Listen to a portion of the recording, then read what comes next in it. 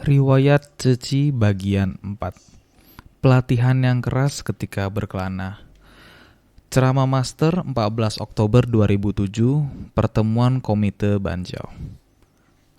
Sesungguhnya dua kata, Cingse, ini merupakan nama yang saya berikan untuk diri saya setelah saya meninggalkan rumah dan semasa saya belum mencukur rambut, karena saya menyukai nama ini. Karena setelah saya meninggalkan rumah, melarikan diri menuju Kaohsiung, apakah harus menuju ke bagian utara atau yang lain? Karena telah tiba sampai di Kaohsiung, tidak tahu harus kemana di tengah orang yang demikian banyak. Entah dari mana tempat seharusnya saya berada, saya tidak tahu. Di terminal, saya dan Master Xiu Tao melihat bus jurusan Taitung, wilayah pegunungan di Taitung adalah tempat yang sulit ditemukan orang. Dahulu, saya pernah pergi ke Shichi, tetapi kembali dibawa pulang. Sekarang telah tiba di Kaohsiung, saya tidak tahu tempat tujuan saya berikutnya. Lalu saya teringat pada wilayah pegunungan. Kami lalu memutuskan untuk pergi ke wilayah pegunungan. Saat sedang menunggu bus, saya melihat ada seseorang sedang mengelap sepatu, dan di sisinya ada sebuah majalah. Tema majalah itu sangat menarik perhatian orang, yakni tentang belajar menggambar di usia 71 tahun. Dan 20 tahun kemudian baru terkenal. Di usia 71 tahun baru mulai belajar. Saya lalu mengambil majalah itu untuk membacanya. Saat membukanya, ada satu halaman di majalah itu adalah tentang kisah ajaran Buddha. Buddha duduk di singgasana Vajra, di bawah pohon Bodhi untuk merenung dalam keheningan atau Cingse. Dua kata Cingse ini sangat menarik perhatian saya. Karena saat pertama kali meninggalkan rumah, saya kembali dibawa pulang. Maka, pada kali yang kedua ini, saya berpikir untuk mengganti nama saya. Karena itu, saya menggunakan dua kata, Cingse, sebagai nama saya. Saya sangat gembira menggunakan nama Cingse ini. Saya merasa seperti terakhir kembali, bagaikan orang baru. Demikianlah perjalanan saya terus berlanjut. Ceramah Master 27 Desember 2006. Temu ramah relawan Kaohsiung. Saya merasa kondisi Cingse seharusnya sangat indah. Kondisi yang sangat indah. Yaitu batin harus tenang. Batin harus tenang. Tidak boleh karena kesusahan. Kondisi demikian membuat batin saya tidak tenang. Maka sewaktu dalam perjalanan ke Taitung, kakak dari Master Xiu Tao adalah seorang dokter gigi. Kami pun menginap di rumahnya. Istrinya adalah seorang wanita Jepang. Saat dia bertanya siapa nama saya terpikir kata Cingse.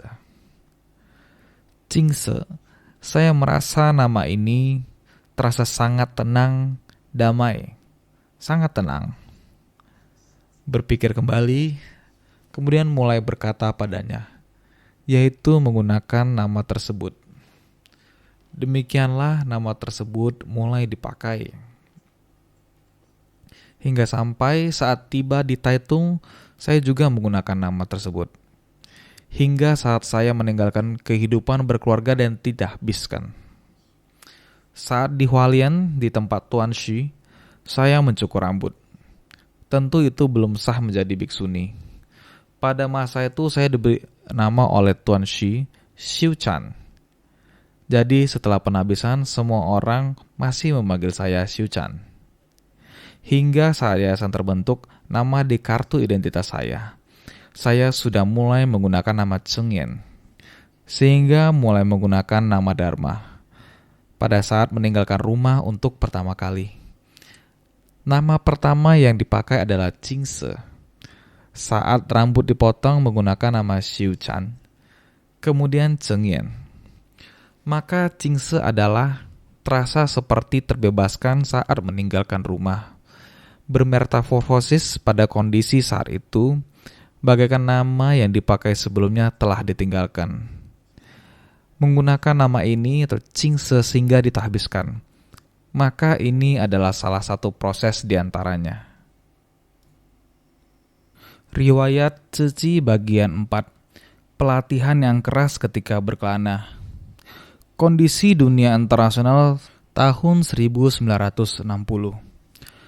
Mesin laser pertama di dunia ditemukan, mendorong dikembangkannya CD, pembaca barcode, mesin cetak laser, alat detektor radar, dan berbagai alat berteknologi laser. Desember tahun 1960, Sidang Umum PBB mengikrarkan penghapusan kolonialisme. Masyarakat Taiwan 1960, Mei tahun 1960, jalan tol Central Cross Island diresmikan. Juni 1960, Presiden Eisenhower datang berkunjung ke Taiwan mendorong protes dari Tiongkok dan penyerangan terhadap Kinmen. Sejarah Ceci 1960.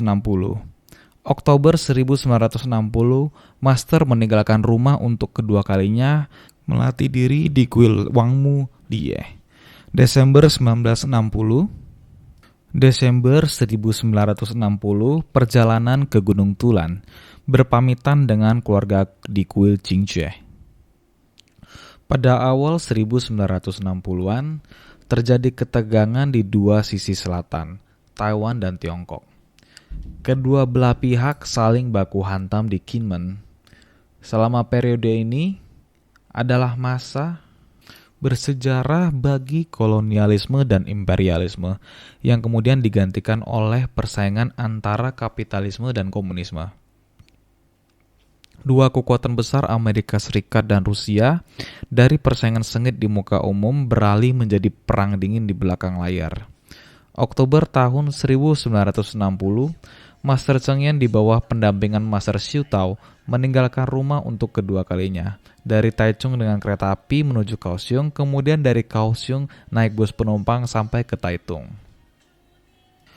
Melatih diri di kuil Wangmu. Ceramah Master 6 Februari 2007. Pertemuan kader pengurus 4-in-1 wilayah utara. Pikirkan kembali, di dalam silsilah ajaran Jingse, mengingat awal mulanya saya tidak memiliki apapun seorang diri. Seharusnya disampaikan adalah ada dua orang. Karena saya meninggalkan rumah dan mengikuti Master Xiu Tao, bilang pergi langsung pergi. Di badan saya hanya ada satu baju terusan. Beliau kembali untuk mempersiapkan satu kitab sutra teratai. Itu adalah yang saya beli, yang saya titipkan di tempat mereka. Kitab Sutra Teratai. Dan beliau membawa pakaiannya sendiri. Sedangkan saya sama sekali tidak membawa baju. Lalu menyewa sebuah becak. Sewa becak dari Feng Yan hingga tiba di tempat antara Tanji dan Feng Yan. Ada sebuah tempat disebut dengan Desa Lilin. Di pinggir jalan di jalan tersebut, kami berjanji untuk bertemu di sana. Karena ladang mereka berada di sana. Saya mengayuh sepeda sampai di sana dan meletakkannya. Dia di sana menunggunya. Dia dari Feng Yan menyewa sebuah becak, lalu tiba. Di atas becak, barulah bertanya kepada saya, "Kita sekarang mau kemana?" Saya berkata, "Ya, kita sekarang mau kemana?" Karena jawaban saya di atas becak, saya membalas ucapannya dengan satu kalimat. Oleh karena itu, keluarga saya barulah mempunyai petunjuk untuk menangkap orang. Karena balasan jawaban saya adalah mengatakan, "Sekarang setelah tiba di stasiun, lihat kereta apinya, jika ke selatan maka ikut ke selatan, jika kereta apinya menuju utara maka ikut ke utara." Jadi pada saat itu, pengendara becak mengetahui siapa saya. Oleh karena itu, setelah dia pulang lalu berkata kepada Master, dia sepertinya adalah anak perempuan dari orang ini. Dia bersama dengan biksuni dari Vihara Chiyun. sepertinya tidak tahu mau pergi kemana, dan mereka juga tidak tahu mau pergi kemana. Tapi ada dengar mereka bilang, setelah tiba di stasiun kereta api, jika ada kereta menuju selatan, maka menuju ke selatan. Jika ada kereta menuju utara, maka menuju ke utara. Demikianlah berita ini tersebar keluar. Mulai saat itu, kira-kira jam berapa, bertanya kepada pengendara becak. Saat itu kira-kira jam berapa? Pengendara berkata tidak tahu. Saya mengantar mereka sampai ke stasiun. Pada saat itu, kemungkinan sekitar akan mendekati jam 11. Mulailah saya bertanya mengenai jam ini. Karena jadwal kereta dulu tidak begitu banyak. Waktu yang ditanyakan yaitu ada satu jadwal kereta api yang menuju ke selatan. Jadi mereka mulai mengikuti petunjuk, mulai mencari menuju ke selatan. Akan tetapi, lautan manusia yang demikian banyak harus mencari ke arah mana. Sampai kita tiba di Kaohsiung. Petunjuknya hanya bisa mengatakan, kita hanya menuju ke arah selatan. Sampai di Kaohsiung, Master Xiu Tao bertanya kepada saya, mau pergi kemana? Kita ke stasiun untuk melihatnya. Ada yang ke arah Taitung. Dikatakan bawah Taitung adalah bagian belakang pegunungan. Kita kemungkinan tidak akan tertangkap jika pergi ke pegunungan bagian belakang. Jadi, mau ke bagian belakang gunung harus naik bus. Melihat ada bus yang mengarah ke Taitung, maka akan ke Taitung. Beliau mengatakan, baiklah, tiba di Taitung. Abang kedua saya ada di sana. Abang kedua beliau adalah seorang dokter gigi. Jadi waktu itu kita tinggal beberapa hari di klinik yang dibuka oleh Tuan Chang. Merasa ini juga bukan solusi, harus bagaimana?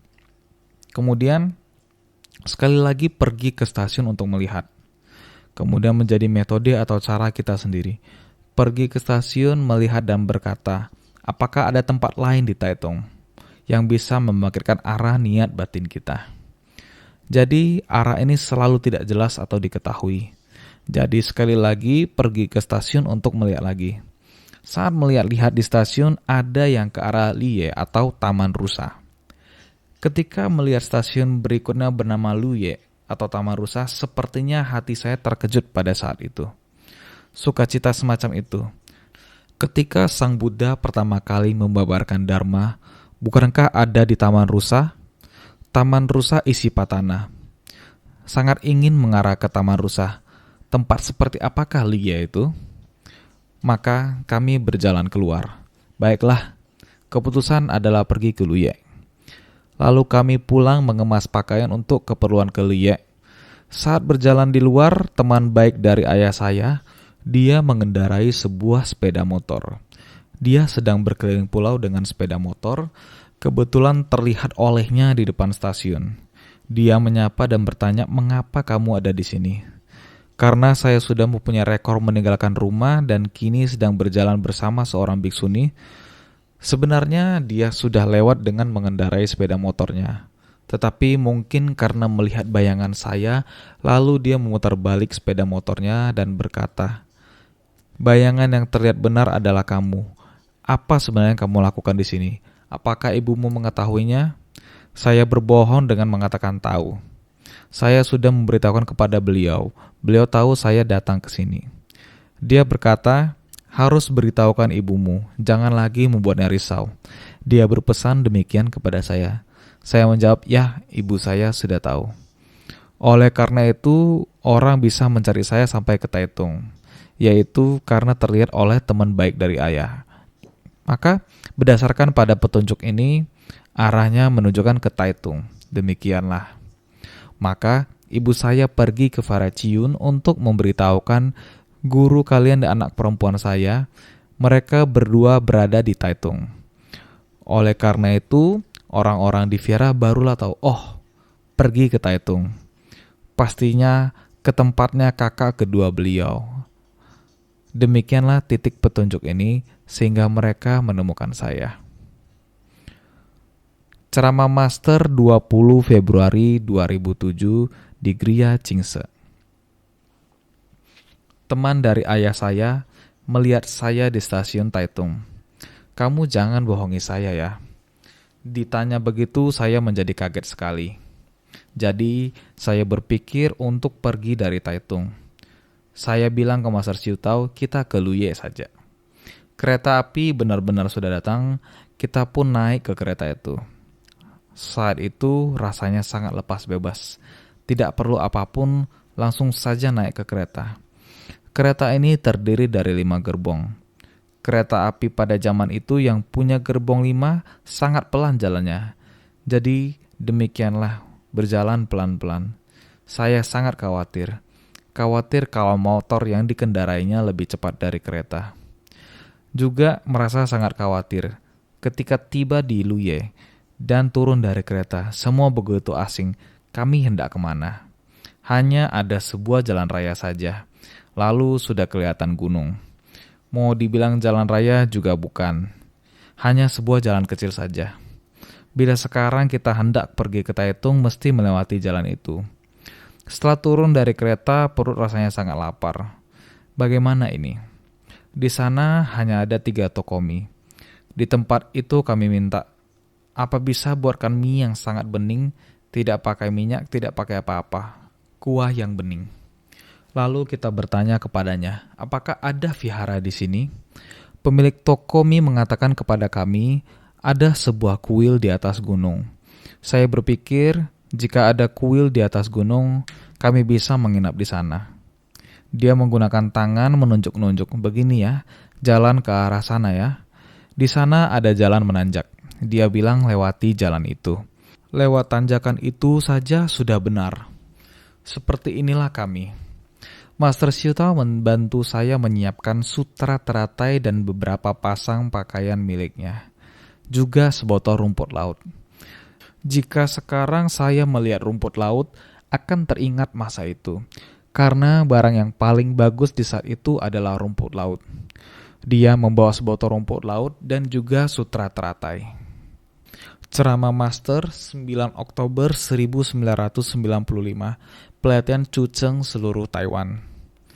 Kami sudah menanyakan arah perjalanan.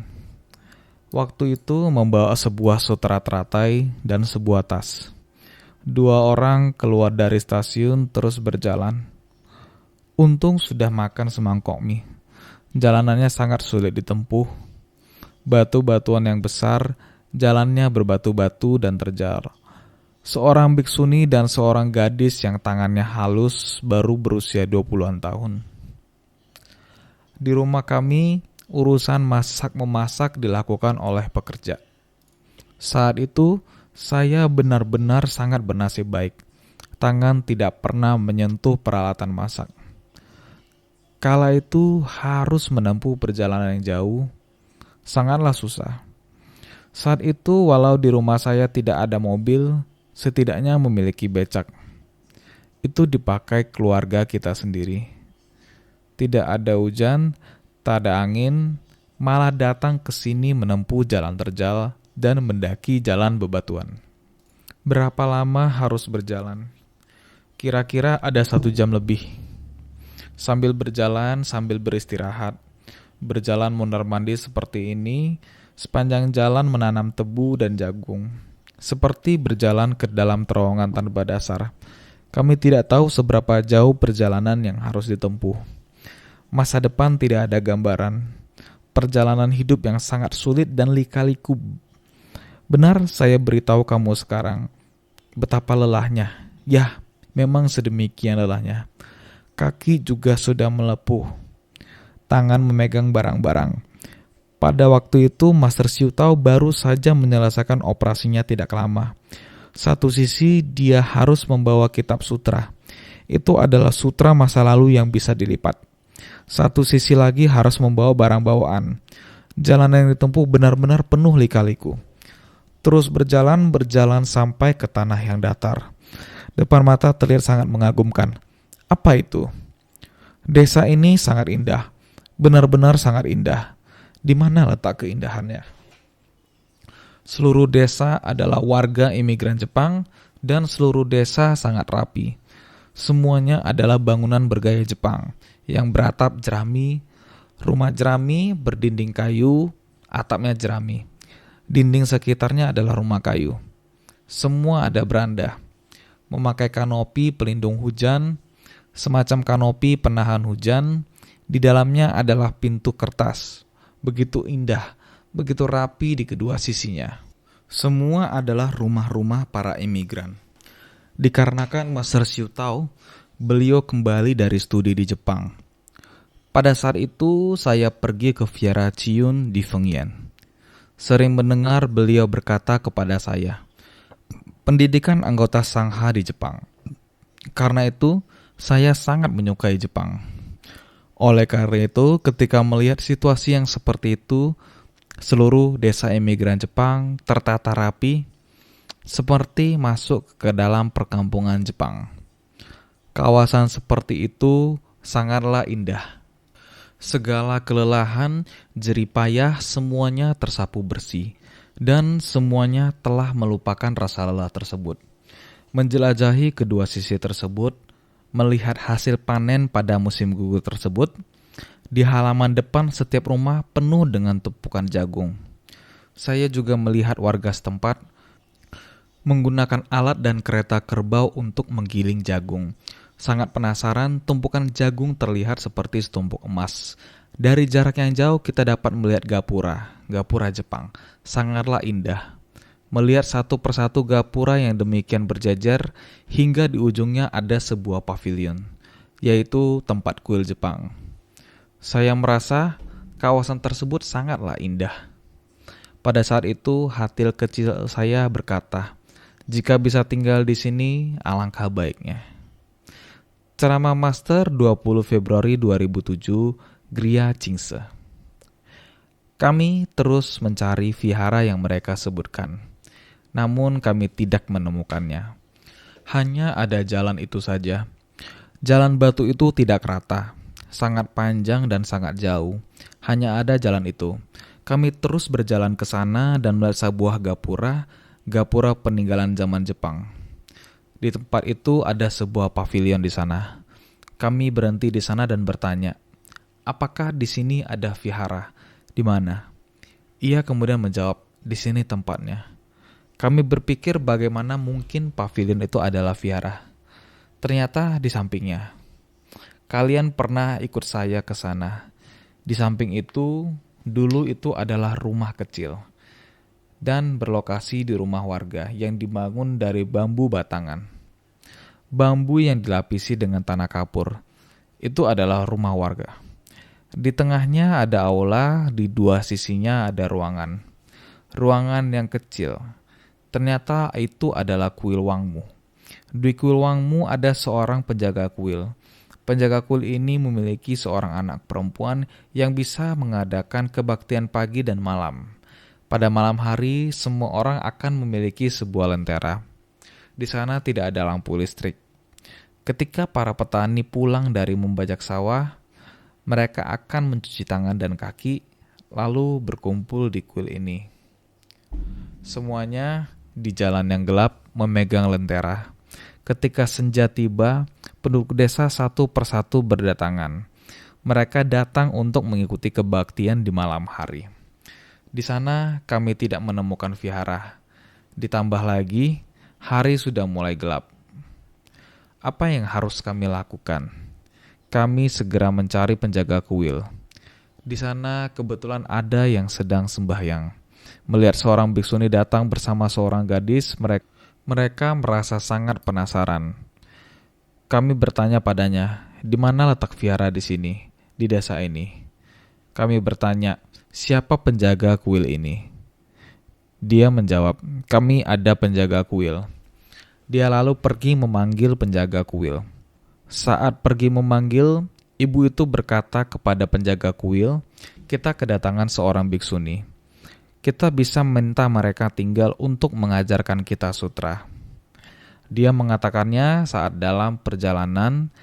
Setelah datang, mereka berkata, di sini kami ada tempat untuk kalian menginap selama beberapa waktu. Kalian cukup mengajarkan kami sutra. Rupanya yang mereka maksud ada tempat tinggal adalah di sebelahnya. Begitu kita masuk, sungguh gelap gulita.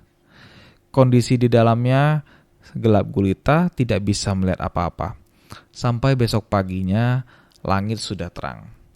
Keping-kepingan jendela kayu, jendela dulu seperti demikian, menggunakan model geser. Begitu membuka jendela, melihat kondisi sekitar, saat itu baru menangis. Selama meninggalkan rumah beberapa hari berpindah sana-sini, tidak terasa susah, di mana terlihat sehelai selimut di tempat itu. Tidak sanggup keluar dari selimut karena selimut juga sudah koyak. Saat itu bulan September. Bagian bawah tempat tidur bambu beralaskan dari jerami. Sekeping demi sekeping, atasnya ditata dengan jerami. Demikian ditata begitu. Saat itu bulan September, sudah memasuki musim gugur, pertengahan bulan September. Saat itu, angin di wilayah pegunungan lebih dingin. Semakin dingin, semakin menarik selimut untuk mengumpet. Ngumpet dalam selimut. Mau keluar dari selimut pun tidak sanggup. Sepertinya tidak bisa keluar. Hingga pagi baru membuka jendela. Oleh karena itu, mengapa sekarang kalau saat memberi bantuan bencana, saya bersiteguh harus memberi selimut yang bagus kepada korban bencana? Jika melihat Kuicho, di Kuicho selimut yang koyak seperti itu tidak layak buat cuaca dingin. Waktu itu kami melihat selimut yang begitu, baru berpikir bahwa sungguh tidak pernah memakai selimut begini di rumah saya. Saat itu baru benar-benar menangis. Tinggal di tempat itu kurang lebih mendekati 60 hari. Di sana mulai mengajarkan mereka Gata Pendupaan, Maha Karuna Dharani, Sutra Amitabha. Walaupun kondisi di sana pada saat itu sangat sulit, namun saat mengenang kembali masa-masa itu adalah saat yang paling bermakna dalam seumur hidupku. Di sana semuanya merupakan para petani yang bertahan hidup mengandalkan cocok tanam. Mereka pagi hari perlu pergi bekerja, pergi memotong daun tebu, mengikat nanas. Pada saat nanas telah dipanen, daun nanas perlu diikat secara bersamaan dan diikat dengan cara seperti itu. Ada juga yang pergi memetik jagung. Pokoknya tempat mereka adalah tempat penghasil sejumlah tanaman ini, seperti nanas, tebu, jagung. Pagi hari semua orang pergi bekerja. Di saat senja tiba, kamu akan merasakan kehangatan. Cahaya lentera dari kejauhan terasa semakin mendekat. Ada yang menggunakan bakyak. Maka ada suara bakyak dan suara orang. Cahaya lentera. Melihat setiap orang memegang lentera, hanya seperti ini, terasa sangat indah. Ceramah Master 15 Mei 1994. Kegiatan cacing wilayah utara. Waktu itu, kehidupan mereka di sana sangat sederhana. Tidak ada lampu listrik, tidak ada air ledeng. Orang yang tinggal di kota besar menjalani kehidupan di tempat itu akan memiliki dua perasaan. Yang pertama, sungguh menarik. Tidak ada lampu listrik, malam harinya menyalakan lampu minyak. Kehidupan mereka di sana bergantung pada bercocok tanam. Semua menanam jagung. Kamu bisa bilang bahwa yang terlihat di siang hari adalah setumpuk demi setumpuk seperti ini. Tumpukan jagung yang menguning. Mereka menjemurnya seperti ini. Waktu itu saya merasa sangat aneh. Di kota besar, makan jagung adalah dengan beli 1 buah atau beli 2 buah. Merasa bahwa ini adalah makanan yang sangat berharga.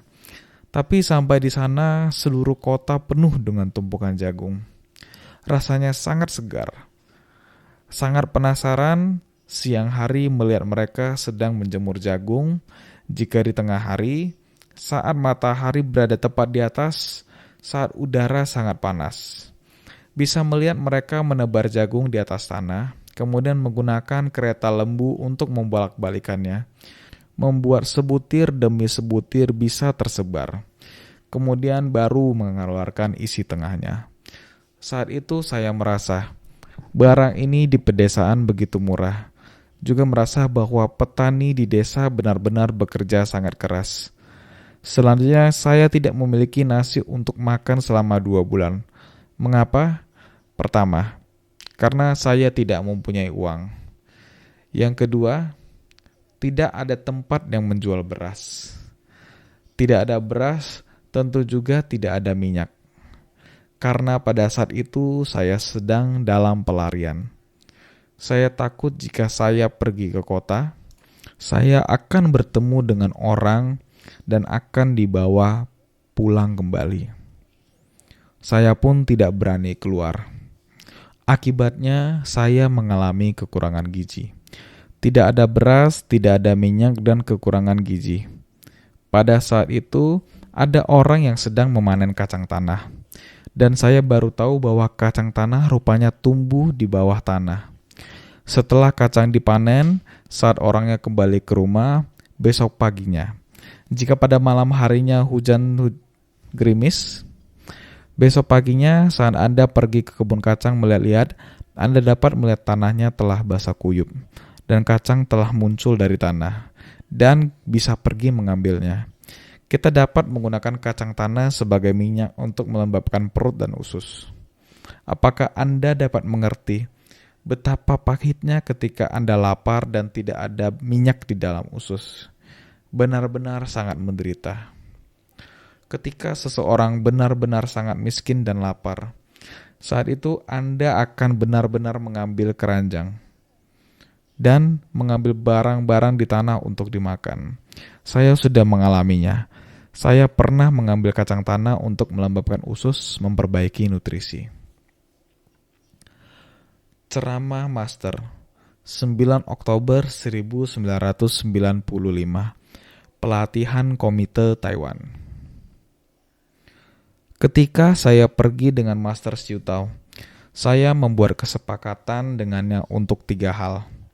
Pertama, tidak menerima persembahan. Kedua, tidak membuat ritual dharma untuk orang. Ketiga, tidak menerima murid. Ini adalah 3 ikrar saya di saat saya akan meninggalkan keduniawian. Jadi, pada saat itu di sana, meskipun tidak memiliki tempat tinggal, di sana mengajari sutra kepada mereka. Tidak memiliki makanan, saya juga tidak mau di sana menerima persembahan orang lain. Juga tidak bisa hanya dengan makan kacang saja. Jadi harus bagaimana? Jadi pergi memetik bayam liar. Saya melihat orang memberi makan babi dengan memetik bayam liar. Saya merasa babi bisa makan, tentu saja orang juga bisa makan. Coba lihat, babi makan sampai begitu gemuk. Manusia seharusnya juga bisa makan. Jadi, ketika saya melihat orang memetik bayam liar, saya juga memetik bayam liar untuk dimakan. Saya bahkan memetik krokot. Ini semua pernah saya makan. Jadi saya memberitahu kalian bahwa tanaman krokot yang diguyur air embun pasti terasa asam saat dimakan. Jika Anda memetiknya setelah matahari bersinar, krokot tidak akan terasa asam. Untuk makan juga ada filsafatnya. Jadi kehidupan pada saat itu bergantung dengan demikian untuk kelangsungan hidup. Pada saat ini, selain tidak adanya lampu listrik, warga menggunakan pompa air. Air tidak masuk ke dalam rumah. Tidak, kita harus mengambilnya. Harus pergi ke tempat pompa air untuk mengambilnya. Saat itu, pundak saya empuk seperti tahu, tapi tiba-tiba memasang plat besi untuk menimba air. Kalian tahu bahwa memikul air ada filosofinya, juga ada caranya. Awalnya 2 ember air dipikul dengan sebuah tongkat.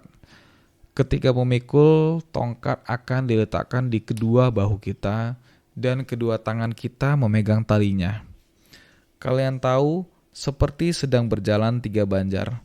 Memikul air harus dari jalan seberang ke jalan sini. Jaraknya juga sangat jauh. Sehingga kadang saya memikul sampai tengah jalan kemudian beristirahat sejenak di bawah pohon. Sungguh melelahkan. Sehingga saya sekarang menggunakan air juga sangat hemat. Karena pertobatan air. Tidak mudah melafalkannya, jadi kita mesti tahu bahwa memikul air sangat susah. Sehingga saya senantiasa menghargai air. Dalam kamar saya, yakni bagian kamar mandi saya, air yang saya gunakan untuk mencuci muka di pagi hari akan saya gunakan kembali untuk mencuci tangan berkali-kali. Seember air ini, setelah saya gunakan untuk mencuci muka, akan saya tampung sebagai air untuk mencuci tangan berkali-kali. Ini karena ingin menghargai air. Karena saya pernah merasakan sulitnya memikul air ini, kalian jangan berpikir dan berkata bahwa sekarang air tidak perlu dipikul, jadi tidak usah kita peduli. Jangan berpikir demikian. Apakah kalian tahu menginstalasi pipa air juga merupakan kerja keras? Singkat kata, kita harus menghargai berkah dalam hidup ini. Kita harus menghargai setiap tetes air. Terutama ada bagian naskah sutra Buddha, kita harus mengakumulasikan kebijaksanaan kita sama seperti menampung air tetes demi tetes. Orang yang bisa menghargai air. Demikian mengumpulkan setetes demi setetes dan menghargainya.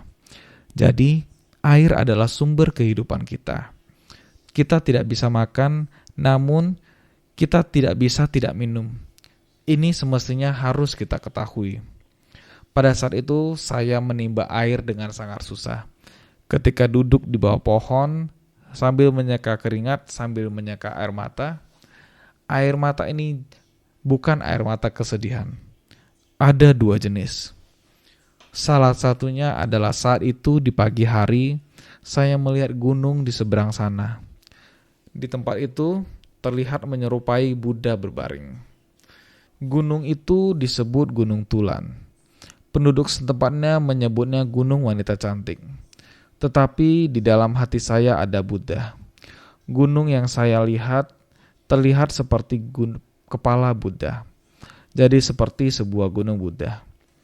Pada saat itu saya berada di sana. Ketika saya bangun di pagi hari melihat gunung tersebut dan tidak dapat menjelaskan, saya tidak bisa menahan air mata. Saya merasa belajar ajaran Buddha begitu jauh. Entah kapan saya dapat mencapai tujuan para Buddha dan Bodhisattva. Jika saat melihat gunung itu, saya akan merasa kondisi makhluk awam dan Buddha sangat jauh dari satu sama lain. Kapan baru benar-benar dapat mendekati tujuan Buddha? Di luar kendali dari meneteskan air mata seperti ini. Pada saat senja, dengan sendiri kita akan menoleh ke belakang. Ada gunung di belakang kuil Wangmu, yakni pegunungan Chungyang. Saya akan memikirkan, di sisi gunung sebelah sana adalah rumah saya, Taichung. Bertepatan terletak di balik gunung itu, Taichung dan Fengyan tidak berbeda jauh.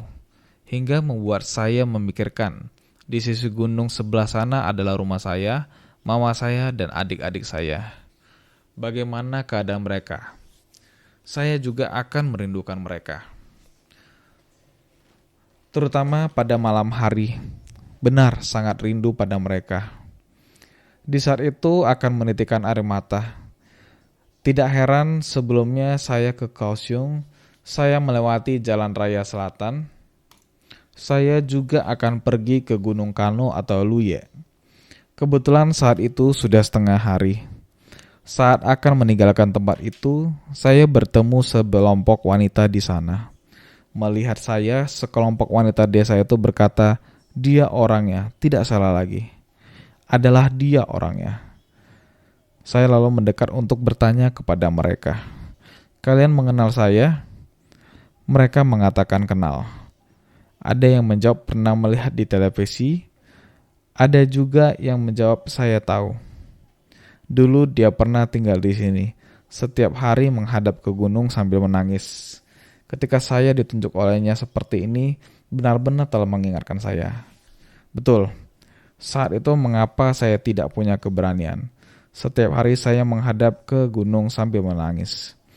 Saya mengira saya menangis diam-diam. Tetapi masih ada orang yang melihat juga. Benar, sangat malu. Namun juga adalah satu kedekatan. Inilah kondisi saat itu ketika saya berada di Liege. Ceramah Master 20 Februari 2007, Griya Jingse. Suatu kali Master Shuto menderita sakit mah. Saya berpikir ini tidak boleh. Harus keluar melihat dokter, barulah menggadaikan rantai emas saya. Setelah mendapatkan $300 NT di gadai rantai emas itu, saya turun gunung, hendak beli makanan yang bergizi. Kebetulan sampai Taitung, memasuki kota ke tempat kakak keduanya, klinik gigi Yuan Shou. Kebetulan bertemu dengan muridnya. Kebetulan hendak mencari Master Xiu Tao. Barulah sangat tidak tega melihat kondisi gurunya karena di tempat mereka, gurunya dihormati oleh banyak orang. Tetapi setelah keluar bersama saya, kondisi malah seperti itu. Terlebih lagi saat melihat mangkok itu, karena kita sudah membeli barang, beli beras, beli sayur, beli minyak goreng, kita makan dengan gembira. Telah 2 bulan kita tidak makan nasi putih. Maka makan dengan gembira. Mangkok yang digunakan untuk memasak, mangkok dan kuali yang kami gunakan sangat kasar. Guru mereka pulang dari Jepang. Master Xiu Tao pernah bersekolah di Jepang. Dia kembali ke tempat pelatihan. Beliau sangatlah memperhatikan mangkok dan piring yang dipakai untuk makan. Hari itu kita sangat gembira. Ada minyak, juga ada sayur, juga ada beras. Setelah dimasak, kami berempat duduk bersama untuk makan. Mereka melihat kami berdua, makan dengan senangnya. Mereka meraba mangkok yang sangat kasar itu. Mereka menangis. Mereka mengeluh kepada saya. Mengatakan guru mereka di vihara kita sangat dihormati. Dan di sini malah hidup seperti ini. Maka mereka meminta kami untuk kembali. Master Xiu Tao bertanya apakah saya ingin kembali. Saya berkata dulu telah gagal sekali.